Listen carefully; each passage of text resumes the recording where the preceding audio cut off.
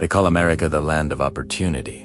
And when you stop and think about that phrase, it's more than just words stitched into speeches or carved into monuments. It's a belief, a dream, and a challenge, all rolled into one. Imagine the millions of people who packed their belongings, kissed their homelands goodbye, and stepped onto ships, trains, or planes with nothing but hope in their hearts, all because they believed that on this stretch of soil, their story could be written. That belief is so deeply tied to America's identity that even today, with all our challenges, the phrase still carries weight. And to truly understand why this country earned that name, you've got to step into the shoes of those who came before, those who gambled everything for the promise of something better, and those who continue to build their lives on this idea. When the first waves of immigrants arrived on America's shores, many came with little more than desperation and grit. They weren't promised comfort.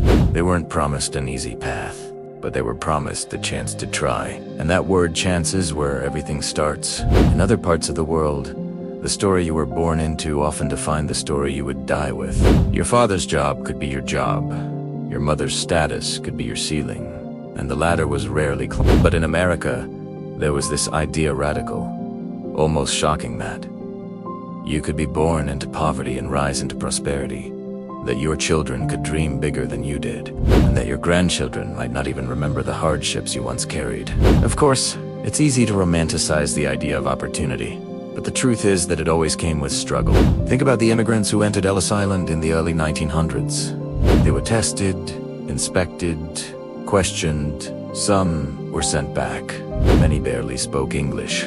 Many had no money, and yet they set up shops, worked in factories, laid down railroad tracks, and started families. They carved neighborhoods out of empty spaces and turned their traditions into pieces of America's story. Opportunity wasn't handed to them, it was seized, fought for, and sometimes even stolen. But in that fight, they built legacies. Families who once lived 10 to a room eventually sent their children to college, bought homes, started businesses, and passed down the belief that anything was possible here. And it wasn't just immigrants. The phrase land of opportunity rang true for people already here. To think about pioneers who pushed westward with nothing but wagons and willpower. They faced deserts, mountains, and dangers we can't even fathom today, all because they believed that beyond the horizon, a better life waited. Was it dangerous? Absolutely. Was it guaranteed? Not at all. But America seemed to whisper to them that if they dared, if they struggled, if they sacrificed, something worthwhile could be earned. That whisper has echoed through every generation. You can see it in the stories of people who started with nothing and created something legendary. Andrew Carnegie arrived in America as a poor Scottish boy, worked in a cotton factory, and eventually built a steel empire that changed the nation. Oprah Winfrey was born into poverty in rural Mississippi and rose to become one of the most influential women in the world. Steve Jobs, the son of immigrants and a college dropout, changed technology forever. These stories aren't fairy tales, they re-examples of what happens when opportunity meets persistence in a place that shut the door completely in your face. Yes, the road is unfair.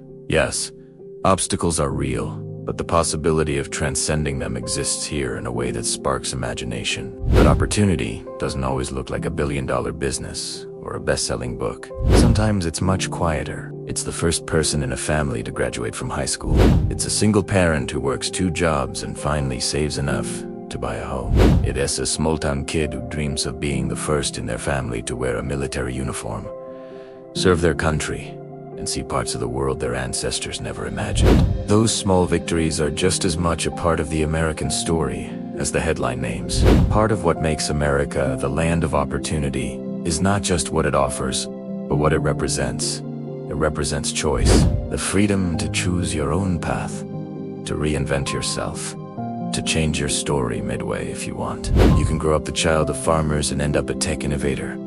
You can fail at one career and start another. You can leave a small town for the big city, or the big city for a quiet life in the country. Reinvention is woven into the American fabric.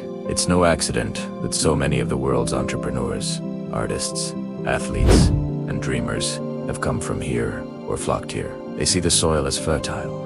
The system is open, enough even if imperfect for a seed to take root. Of course, every dream has its shadows.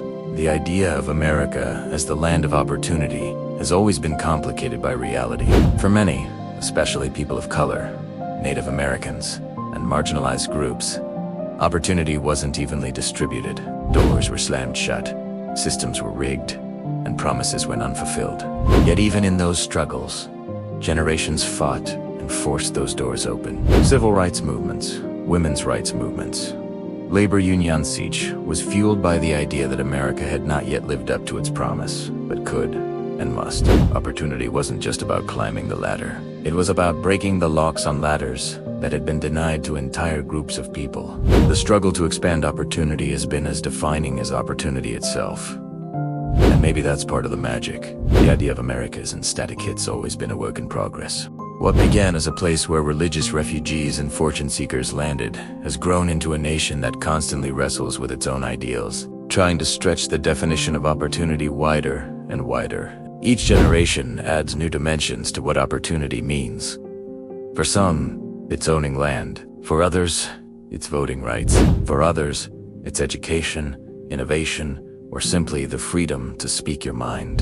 America's promise is not that the path is easy, but that the path exists and that you can fight for it to be more open tomorrow than it was yesterday. Think of the countless stories passed down around kitchen tables. A grandmother telling her grandchildren about arriving in this country with only a suitcase. A father explaining how he worked night shifts to pay for his kids, schooling a mother who left behind everything familiar so her children could have choices she never had. These stories are stitched into the American spirit.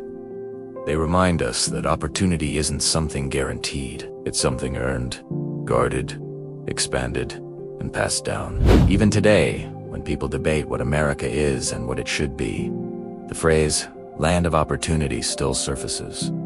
Students from abroad still dream of American universities. Innovators still flock to Silicon Valley. Artists still come to New York to chase a vision. Workers still cross borders because they believe their sweat can build a better future here. And despite the divisions, the politics, and the problems, there's something magnetic about that belief. It's not about perfection, it's about possibility.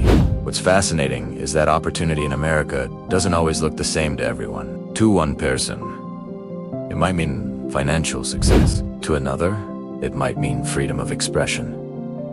To another, it might mean religious liberty. To another, it might mean escaping violence. The beauty of the phrase is that it doesn't box you in. It leaves space for your own definition. That's why so many millions of people from so many different backgrounds have carried the same hope. That here, they can write their story their way.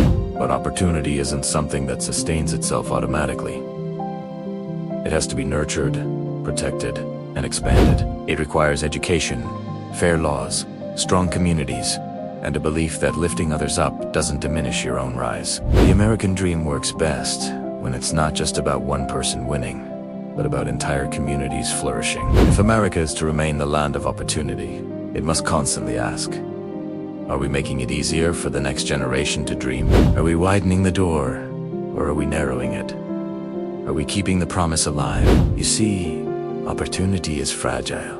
It's like a torch that has to be carried carefully, passed from hand to hand, from generation to generation.